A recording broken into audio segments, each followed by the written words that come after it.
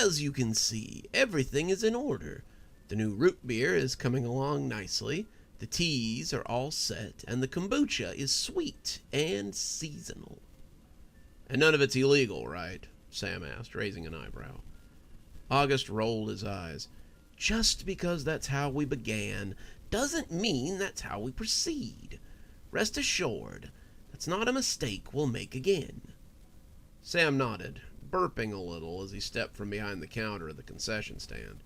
He'd been sampling some of their wares so he could report back to the lady, and it had been quite a culinary journey. Sam felt like he'd eaten a French-fried Shetland pony, and he was already sure his heartburn would make him pay for it later.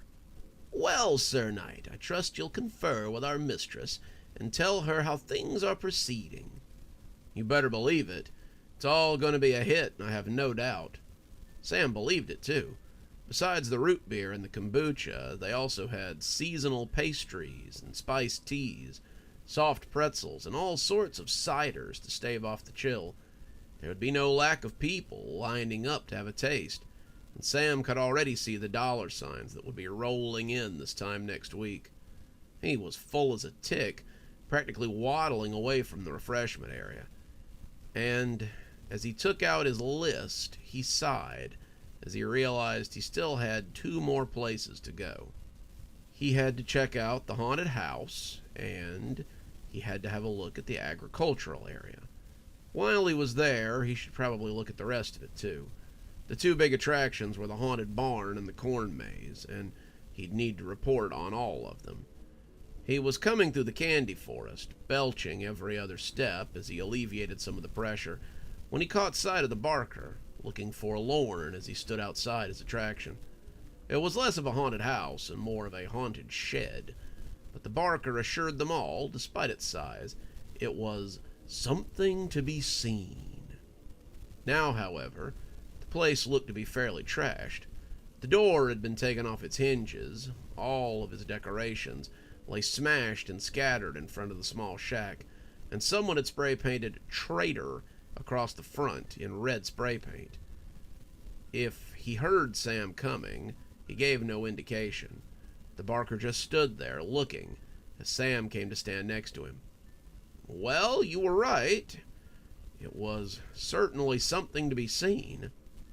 I don't understand why they keep doing this.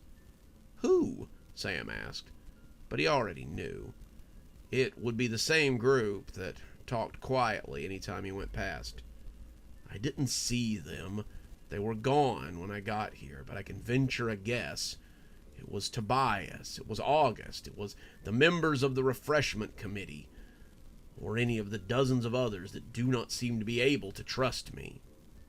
Sam wanted to comfort the barker, but on some level, he understood why they were so upset with the creature.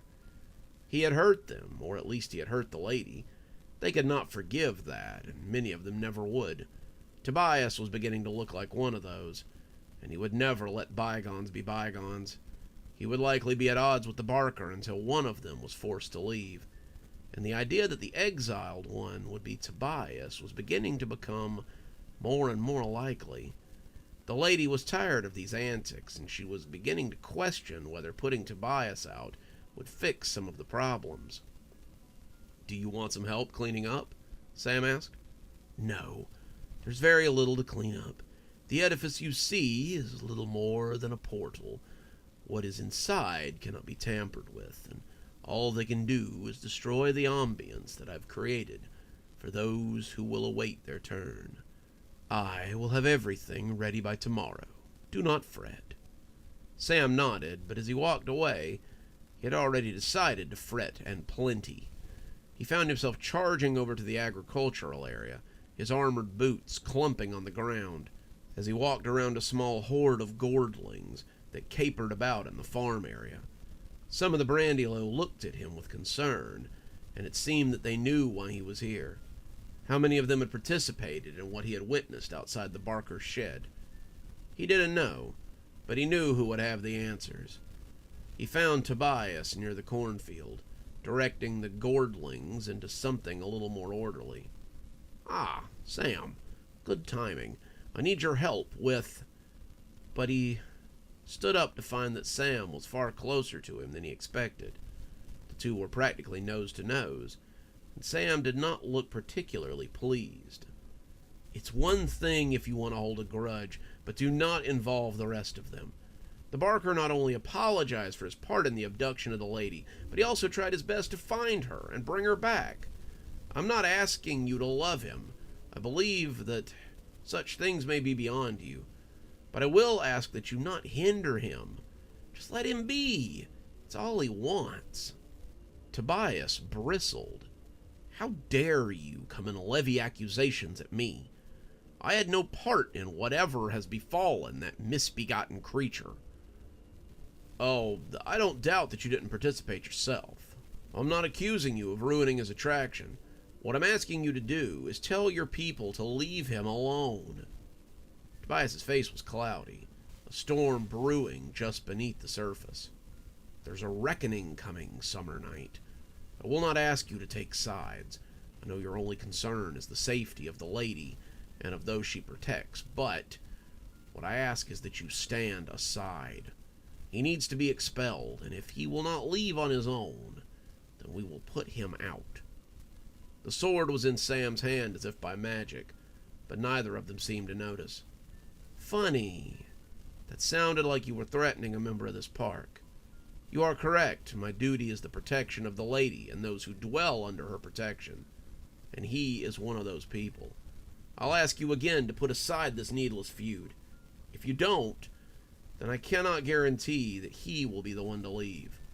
But the lady would never, Tobias blustered, but Sam cut him off. Oh, she would. You've disobeyed her orders, and she's growing tired of this agitation. Squash this, or I cannot promise that you will have a place here any longer. You're well respected, Tobias, and I know it would hurt you to be away from her.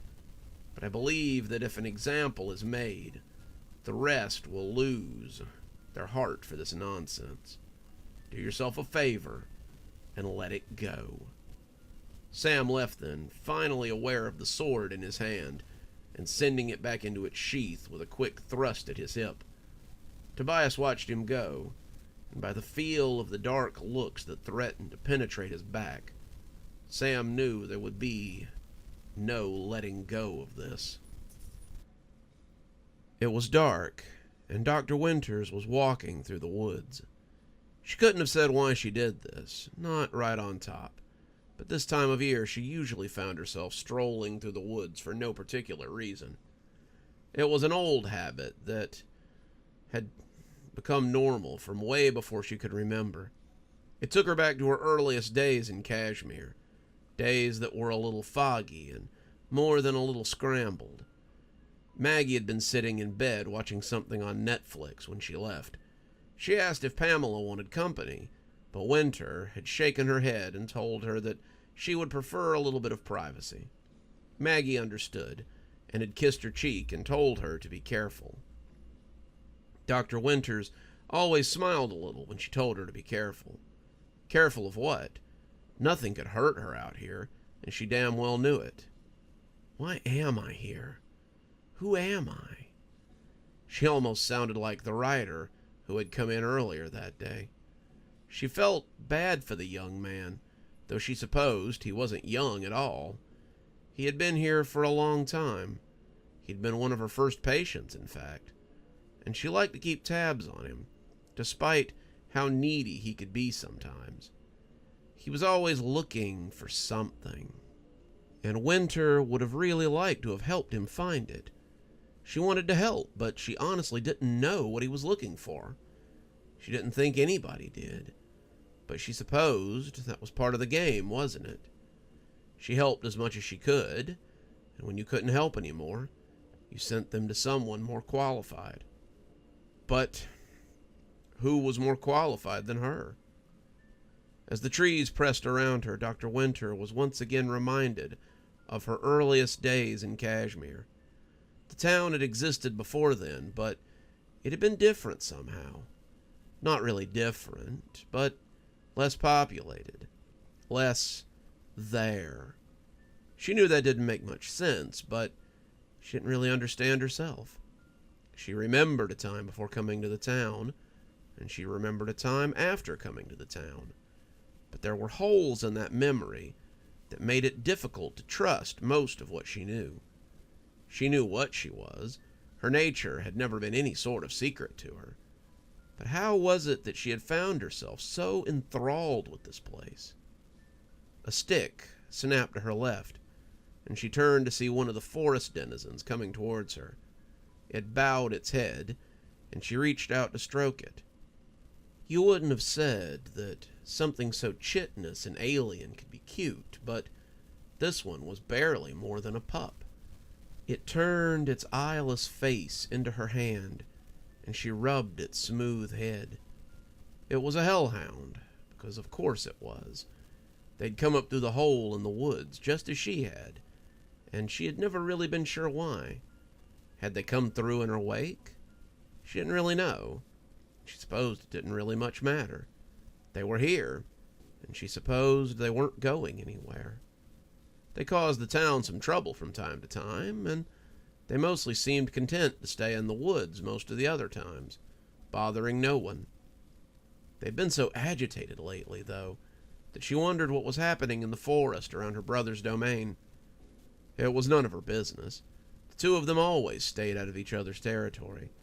They came together on occasions to help one another or to thwart the plans of the other, but they rarely came into each other's space simply because they could.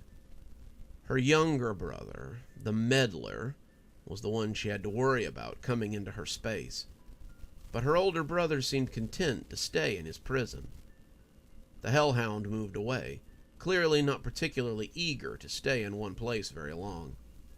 Winters went deeper into the woods, not sure what she was looking for, but just enjoying the night air as she went. The warden was standing on the rail of his tower, looking at the stars and feeling maudlin. Miss Evergreen had come by an hour ago to make her report, but he hardly cared. She talked about efficiency and compliance, told him about some dark chatter from E-Dorm, and how a couple of inmates had attempted to attack one of the ghostly officers in H-Dorm, but found him to be less than amenable to violence. Both are in the infirmary, with minor wounds, nothing serious. They'll be back in their dorm by tomorrow morning. Excellent, the warden said listlessly. Keep me posted. Miss Evergreen moved off with a smile and a bow, and then he was alone again. She hadn't been very chatty as of late, but he supposed she was busy. She had basically started running things now. The warden was in charge, the ghoul squad would listen when he spoke, but she seemed to be in control of them more than he. What did he care? Everything was running efficiently. The meals and the rec were proceeding as they always had. The inmates were learning that their new caretakers were not the soft, tired, and often grumpy men that they had become used to. So why am I so morose? The warden asked the night sky. He went rigid suddenly and looked out at the woods. Had he heard something? It felt like he had. Something seemed to be calling to him out there. Something loud and undeniable. It was like being pulled by a particularly strong magnet, and as his wings came out, he realized he was going to answer it. He swept into the air and moved out over the dark forest, hearing the call and looking for the source. It was the most exciting thing to happen in days. Earl was practically skipping as he headed home. He'd never felt so light in his entire life. Finally, someone knew his secret. It had been something that he had held for so long that he had almost stopped believing that anyone would ever learn it. It only seemed fair. After all, she had shared something special with him, something very special and more than a little dangerous. If she trusted him enough to share such a thing, then he owed it to her to extend his trust as well. To his surprise, she had accepted him and his strange baggage. He had always believed that whoever he told his secret to would reject him on general principle. But he was now beginning to realize that maybe he would be allowed to live and love like any other normal person. Candace had shown him that there was another way, and he hoped that wouldn't change any time soon. He was nearly back to the cemetery when he remembered something important. His face flushed. He felt like a fool. He had told her that he'd be back, and he'd left without waiting. He hurried back to the graveyard, but there was no sense being in a rush now. Miss Parsons wasn't going anywhere. He felt his foot snag on a low headstone, and Earl went spilling into the grave of the widow Myers. Earl growled as the sharp rocks dug into his arm, and the widow gasped as he fell through her. She was laying across the gravel like it was no more uncomfortable than a feather bed, and she began grousing at him immediately. She softened a little as she sat up, noticing that it was her favorite graveyard denizen. "Oh, Mr. Parker, are you okay? I'm terribly sorry. I thought you were that rambunctious fellow from a few headstones down. Can you tell him not to make so much racket? He's always so—" "Absolutely, Mrs. Myers. I'll let him know. Excuse me, please. I have to be somewhere." "Young people are always in such a hurry. You should—" But it was lost as he turned off towards the edge of the cemetery. Earl, do you have a moment?" Earl turned. It was Mrs. Manderly. She was sitting on her headstone and waving her hand at him. She was nice enough, but she treated Earl like a servant most of the times. A lot of them did, but Earl had always chalked it up to them being older and from a time when having servants wasn't so abnormal. "I just need my flowers moved. You have time, don't you?" "I'm in an awful rush, ma'am. I'll have to come back and get it later," he called as he hurried on. "Earl! Earl! Hey, Earl!"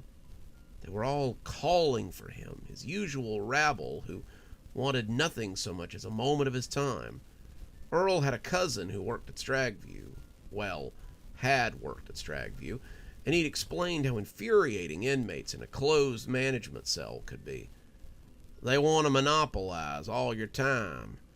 They want something constantly. They never leave you alone, and after a while it gets to be maddening. You're lucky, Earl. You get to work in a nice, quiet cemetery. Earl had laughed, agreeing, but he knew exactly what his cousin was talking about. The dead were like that, tied to a plot of land smaller than a closet, and wanting only your time and a little attention. Earl ran on, trying to get to the grave he wanted, and when it finally appeared on the horizon, he saw her bent over the book, her shoulders going up and down as she cried quietly. Earl stopped dead in his tracks. The sight of her crying raised a powerful sadness in him, and seemed to chip away at the joy he had found tonight. He came on slowly, the cries of the dead fizzling out to the buzzing of mosquitoes behind him. She looked up as he came within the confines of her plot, her face miserable as she wiped away a phantom tear. "Earl, you came after all." Earl tried to smile, but the lump in his throat made it difficult. "I'm sorry I'm late. Time got away from me." She smiled, but it looked miserable. "I know. They told me you left with a woman earlier. That's fantastic, Earl. She sniffed a little. "I'm sorry. When I heard the news, I just got so overcome with joy. He knelt beside her as she sobbed again, and he took her hand as best he could. "Mrs. Parson, are you crying over me?" She wiped at her eyes, clearly prepared to deny it, but something in her stare told him she just couldn't bring herself to lie to him. "The truth is, Earl, that after spending so much time with you, I've gotten rather fond of you. I know how silly that sounds, a ghost having feelings for a flesh-and-blood person. But it's true." You do?" Earl asked. This was a change. For years, Earl had never seen the least bit of interest from women he interacted with, and now, suddenly, he had the attention of two very pretty girls. The fact that one was a monster and one was a ghost didn't matter to him in the least bit. He found that he loved both of them, but he knew that you couldn't be with two women at once. Only jerks or playboys strung two women along at once, and Earl was neither. Earl was a good man, a little simple, but a good man. He liked Candace a lot, and he liked Mrs. Parsons a lot, but only one of them was going to offer him any sort of future. It was time to make a choice, and Earl believed he'd already made it. The truth of the matter is, Mrs. Parson, I've met someone, and I believe it's getting a little serious. I like you a whole lot, but I can't play with your feelings like that. You deserve better, and I'm not that sort of fella. She looked sad, but her smile was genuine. I know that, and I'm a kind enough woman not to ask you to either. That's why I decided it might be time to move on. Earl's mouth flopped open. Move on? Have you... I mean, to say, have they called on you to do so? Mrs. Parson nodded. Several times. I wasn't certain I was ready, but I think it might be for the best. I'm kidding myself, Earl. I'm dead. There's nothing for me here. Even if you returned my love and wanted something real, I can't give you what a flesh and blood person deserves. I can't give you children. I can't even hold your hand. And it would really just be the two of us, living in a sort of limbo. Be happy with your love. I'm going to move on to whatever comes next. Earl didn't realize he was crying until he went to brush his cheek, and then he noticed the moisture on the back of his hand. I will miss you, Miss Parson. And I'll miss you, Earl. I think that we shouldn't miss each other for very long, though. There will be much more for us in what awaits us on the other side of our memories. She shimmered a little after that, her form visible for half a second, before she became starlight and air. She was gone before he could take a handful of breaths, and suddenly Earl was left in the graveyard alone, but for the other restless spirits. His phone rang, pulling him out of his thoughts, and he saw it was Candace. He smiled. He supposed that was just what he needed right now. But as he picked up the phone, he realized that this was no social call. Earl! Earl, come quick! Someone's broke into my apartment! Earl heard a shot from a small caliber handgun, and the line went dead. Good evening, everyone. It's me, Dr. Plague. Thank you so much for joining us for tonight's show. If you think you might like a little more spooky in your life, then please feel free to click on one of the videos we have up here. Maybe look at one of the playlists if you're trying to get caught up. I know, there's so many videos on the channel. There's so many series that are going at the same time. Sometimes you just need a little refresher course, and I gotta say, I always enjoy the views. If you're not subscribed, feel free to hit that subscribe button. Maybe hit the bell so you don't miss anything. We upload a lot on this channel, so you won't want to miss a single story as they come out. If you'd like to support the channel, you can click on the Amazon link down there. There's quite a few books in my Amazon account. You can have a look, and if you'd like a signed copy, get up with me through email, and I'll be happy to work something out with you. Also, there's links to my Patreon, and you can become a member on the channel if you'd like your spooky a little bit early. Patrons and members on the $5 tier get their videos 12 hours early. That's in the morning as opposed to in the evening. Patrons at the $10 level also get a signed copy of my book anytime I write one. Speaking of my patrons, you should see them appearing right now. Just wanted to take a minute to say how much I appreciate all of you. Patrons, subscribers, however you give to the channel. I really appreciate everything you do, and it truly touches me that you have chosen to support the channel in this way. Well, that's enough for now. Till next time, Dr. Plague, signing off. Have a wonderful evening.